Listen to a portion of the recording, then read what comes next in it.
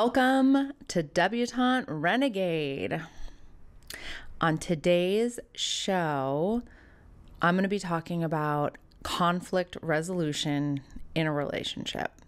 So every relationship has conflict, right? We all get in fights from time to time, disagreements, arguments. I'm very lucky and very grateful that I have a partner with whom I can resolve conflict with pretty easily. Don't get me wrong, there are certain things that we struggle with from time to time, but for the most part, we're pretty good at resolving conflict. So I wrote down some of the strategies that we use, that we employ in order to resolve conflict in our relationship, because I think it could be helpful. So really in a relationship, sometimes you're both upset, but the things I'm going to go over are if they're upset, if your partner's upset, if the other person's upset, and then I'm going to do if you're upset.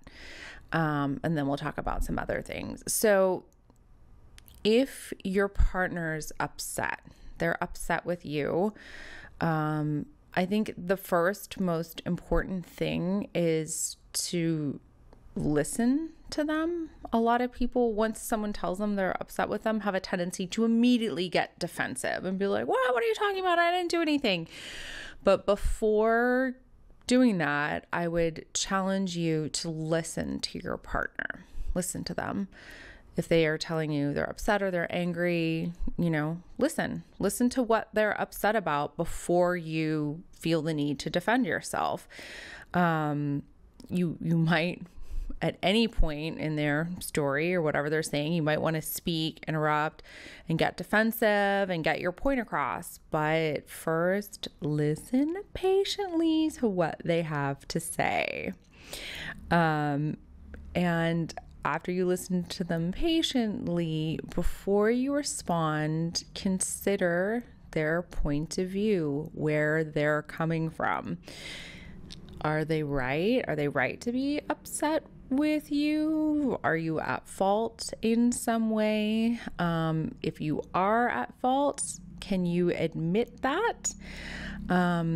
If so, if you are at fault and you are capable of admitting that to yourself and to your partner, then acknowledge the fault and apologize. And I think that it's really important to also offer a suggestion for how you might be better in the future, how you might be better, how you might do better in the future, or you can ask them how they would want you to do things differently. If you said something maybe that was unfair or rude, or you asked something of them that was too much, what can you do better in the future? How can you change that? If they're not right and you're not at fault, and they believe that you are, they think that you're in the wrong, they think you did something wrong, and you listen to what they have to say, but that's not the case.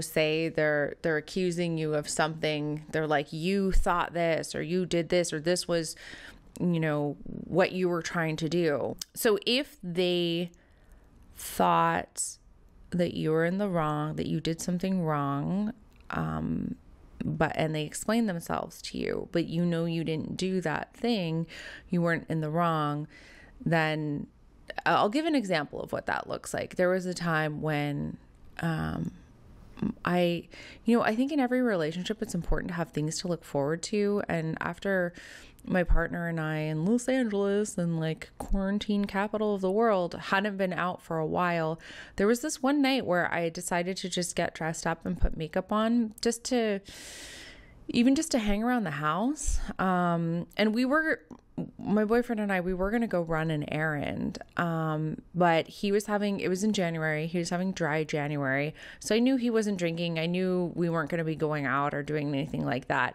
And while I was kind of getting myself ready to just kind of feel excited about nothing, just to have the feeling of being excited and getting dressed up and getting ready. I thought to myself, I was like, if he was drinking, maybe I would try to convince him to go out after we run our errand, but he's not. So I'm not going to, but I'm still having fun just getting dressed up like I used to when I used to go out.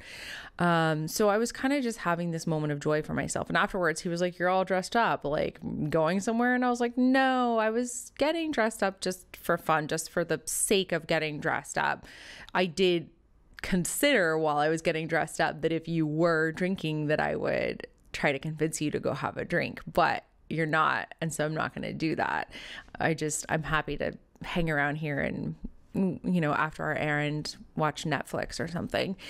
And he got defensive and he accused me of wanting to manipulate him to take me out. And I was like, no, I swear I wasn't doing that. I realized that it could come across that way, but I was not actually trying to get you to take me out. I didn't have an ulterior motive. It might look that way because I got dressed up, but I actually just needed that feeling of getting dressed up.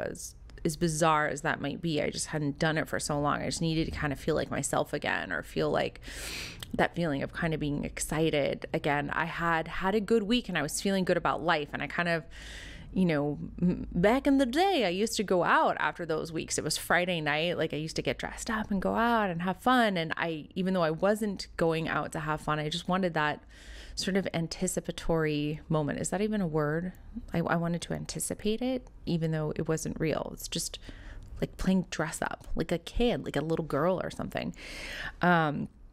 Anyway, that's kind of a strange example, but it's just an example where I was sort of getting accused of something that I wasn't doing. And so if you do find yourself getting accused of something that you didn't do or that wasn't your intention, it can be easy to feel defensive or triggered, but I would encourage anyone in that position to just do your best to just be honest and just say, I totally understand how you could think that, I understand how you could have heard it that way. I understand how you could feel this way, but I want you to know, and I hope you can trust me when I say this, that was not my intention, or that's not what I was doing. That wasn't what I was up to. I think we have a misunderstanding here. And just explain yourself, explain that there's clearly a misunderstanding and that wasn't your intention. This is, of course, if you're getting accused of something you didn't do. So now these are things where you're the one at fault, right? Either you were actually at fault and you need to own that and apologize, or they imagined that you were at fault.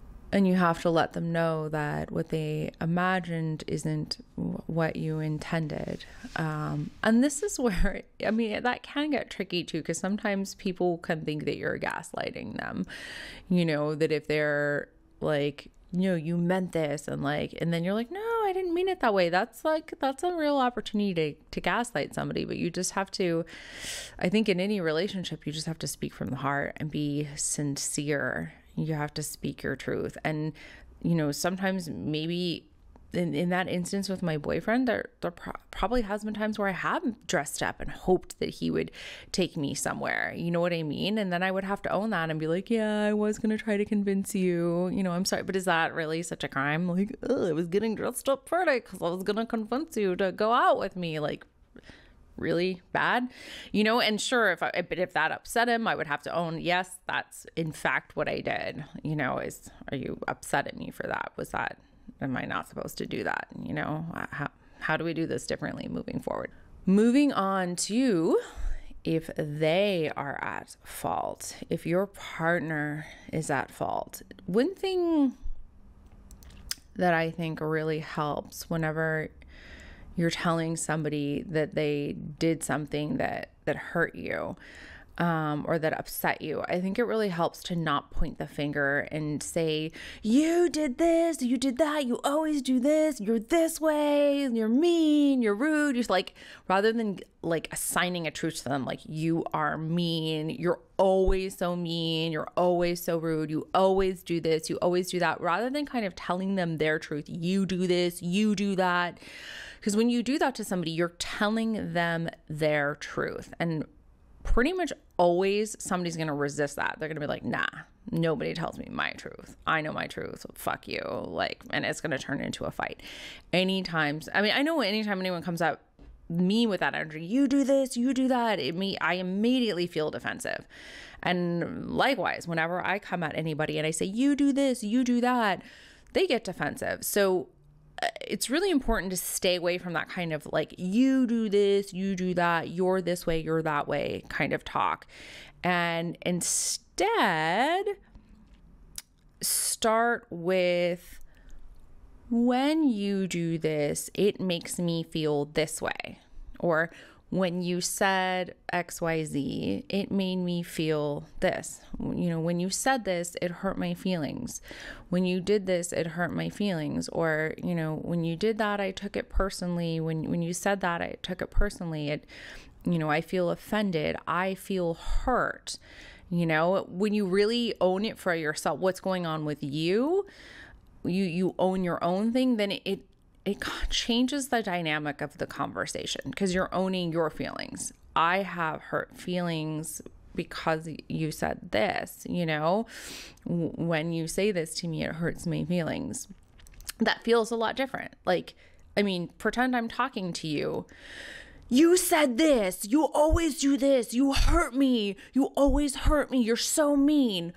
Or, when you said this, it hurt my feelings. Which one triggers you more, right? When you do this, it hurts my feelings. Of course it doesn't feel good to hear either way, but that's just a softer approach that I think is more effective. I think it gets the point across better, and it really puts your feelings in your hands rather than in your partner's hands. So, when you did this, it made me feel this way. Start with that. And hopefully they do what I mentioned earlier, and they acknowledge and take responsibility and apologize for what they did, and then say, talk about moving forward. Maybe they offer a suggestion for moving forward. I won't do that. I won't say that, or I'll do this instead. Or you can offer them a suggestion. Instead of asking me to do it this way, could you ask me to do it that way? Or, because when you say it like this, it hurts my feelings. But if you ask me like that, then that's okay. And, kind of give them a guideline that way. If they get defensive, which people usually do get defensive, ask what their intention was. If they hurt your feelings and they're denying, they're like, instead of being like, oh, I see how that hurt you, I'm sorry, I'll do it like this next time, or what would be better. If instead of doing that, if they're like, no, I didn't do anything, I didn't say anything, then I didn't do anything wrong. You can ask them well, when you said this, what were you hoping to accomplish? What were you hoping to get across? And find out what that is. And if it was something perfectly innocent, then you can ask them, okay, well, next time you want to get that point across, can you ask me this way instead? Because that other way that you asked me, that hurts and it's triggering, and it comes across as, patronizing or whatever, whatever it is. So, tell them how to make that intention more clear in the future. And if they did intend to hurt or offend you, and they wanted to get under your skin, they wanted to punish you, they wanted to get vengeance on you in some way, you should question whether or not your partner is capable of having a healthy, constructive relationship, because they might not be, but everybody does bad things sometimes. So maybe they did do it on purpose to hurt you, but they're not a shitbag. They just had a shitbag moment. Like we all have shitbag moments. Maybe they're not consistently like that, and this was kind of an isolated thing, or it's a rarity. Then, I think it would be important to ask them if they think that that was right or fair to punish you or hurt you. Be like, do you think that's right? Do you think that's fair? And again, like they should say, they should be like, no, it's not. And then you have that discussion of what would be a better option in the future. But if they continue to justify their behavior and say, yeah, you deserved it, if they justify their behavior, they may not be good partner material. If they can see what they did wasn't cool, ask them how they can do it differently in the future. Questions like, why did you say this? Or, why did you do this? Were you bothered? Were you upset? Offer them solutions. Instead of calling me names, can you tell me what's bothering you? Instead of lashing out at me, can you work on communicating to me why you're bothered, why you're upset? That would be a solution for that. So those are some solutions, some ways to kind of navigate the conflict. Now, these things will obviously, in any relationship, conflict is going to happen over and over again. You're always going to have disagreements, misunderstandings, fights about things. But hopefully, if you practice some of these things that I just talked about, if you're, maybe you already do practice these things and you're on it. But if you don't, and this is illuminating in any way, then I would encourage you to keep practicing these things. And you kind of, even though the conflicts keep happening, you notice like baby step improvements along the way where the communication just gets better, it just gets clearer, it just gets more honest, you get more understanding of each other, there's less resentment between arguments or conflicts or whatever. Conflicts are inevitable in any relationship. It's really how you choose to deal with them that will determine how good or bad your relationship is. That's how you choose to deal with those conflicts. And I think that it's really important in order to have a healthy relationship. I think both people need to be willing to take responsibility for their actions. They need to be willing to own their own shit. If you do something wrong, you need to be able to see that. If you're in the wrong, you need to be able to acknowledge that, to own it, to apologize for it, and figure out how to do better next time. And your partner needs to be able to do the same thing. And some people aren't capable of doing that. There's somebody that I spent a good portion of my life with, a partner who, this is a perfect example of that inability to take responsibility for oneself.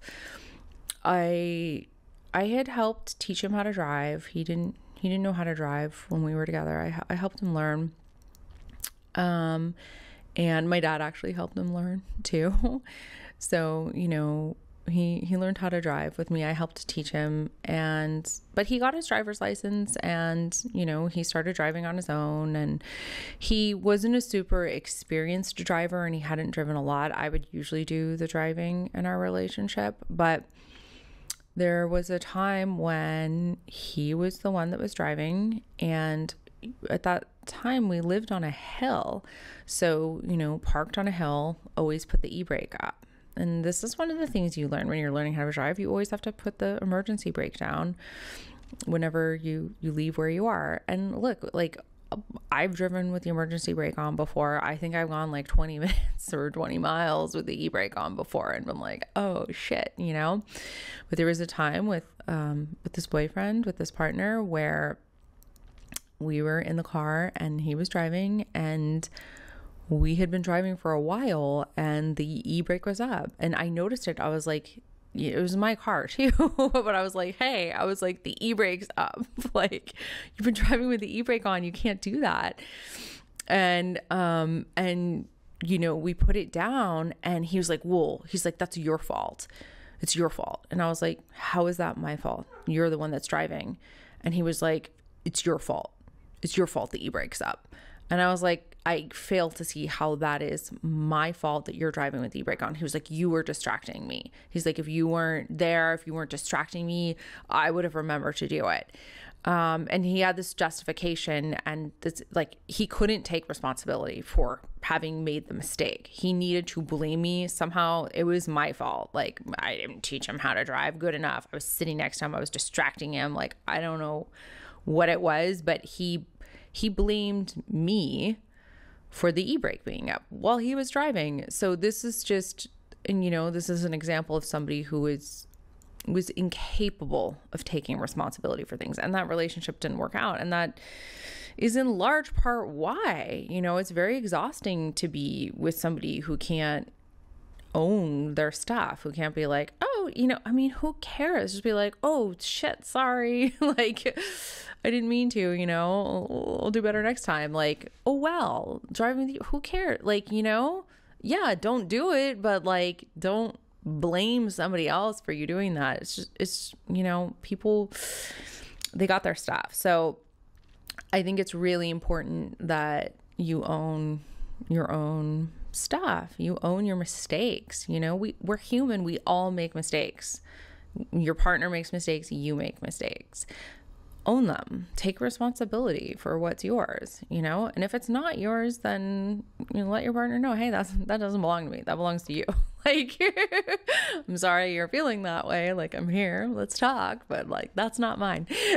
Because that does happen too, right? So, and on that note, does your partner blame you for their feelings and actions? With that, most of the time that's not cool. However, you do have a certain degree of responsibility with your partner's feelings. You do have a certain degree of responsibility when it comes to your partner's feelings. You do. Did you sleep with their sister? Like, if I'm with somebody and then he sleeps with my sister and I'm upset about it, that's not me blaming him for my feelings. He was being irresponsible with my feelings and with the relationship, and he is at fault. He is to blame. He made a choice that he knew was going to hurt me. So then he is at fault. That's an example of when, you can be at fault for someone else's feelings. You can be at fault for hurting somebody. But there are people who will blame you for things that, you didn't do, that aren't yours. Like if somebody's in a bad mood and you ask them a question and they lash out at you and then blame you for their outburst, that's someone who struggles to see they're responsible. That's like, haven't we all kind of seen that before? Like somebody's grumpy, like you're like, hey, like, do you want this for dinner? Like, oh, did you want to do this? Or ask them a question, be like, oh, please don't talk to me that way. Well, you shouldn't be asking me that. Well, you being rude, has nothing to, I'm not being rude. Like, you being rude is you. It's not me. You being rude is on you. You're responsible for your rudeness. Like, so I can try not to interrupt you, whatever, but if you're being rude to somebody, if you snap at somebody, that is on you. If I am rude, if I have a short temper and snap at somebody, that's on me. It doesn't matter what's happened in my life. It doesn't matter, if that person's been annoying me or whatever. If I snap at them and I'm rude, I'm still rude and I still snapped and I still have to own that, whatever my justifications are. It's never okay to do that. Yet we all do things like that. It's not okay. We do need to take responsibility. We do need to own it. We need to try to continually improve and do better. You might hear my dog barking outside. I'm going to let him in just a minute. A relationship is only as good as its weakest partner. So you can be incredible taking all the responsibility for all the things that you do wrong, treating your partner lovingly, fairly, doing the best that you can, and maybe your partner continually doesn't take responsibility, continues to blame you, continues to resent you and all these other things, well, your relationship is only as good as that partner is. So, it's really important to make sure that you have a balanced relationship, and that you're with somebody who is culpable and capable of owning their own stuff. I think that's the number one key to having a successful relationship is culpability. It's being able to own your shit. So with that, feel free to give me any stories you got. Ask any questions you want to. And until next time, thank you so much for watching, for listening, and have a beautiful rest of your day.